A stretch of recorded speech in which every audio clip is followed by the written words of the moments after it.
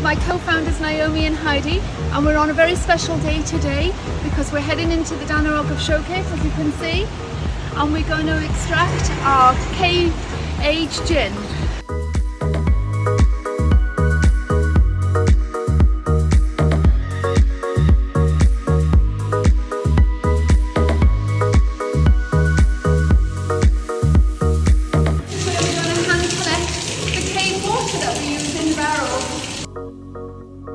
This is what inspired our bottles design. We want to incorporate the different textures of the rocks in the caves on this beautiful label. We've even incorporated a map on the back of the bottle of where our water is sourced within the caves.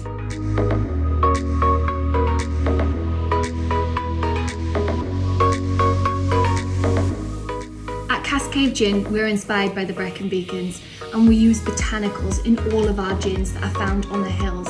Things like bilberry, meadowsweet, licorice root. But what makes our Stormy Gin a little bit special, a little bit spicy, is that we've incorporated pink peppercorn in our recipe. Cheers to adventure and cheers to Cascave Gin.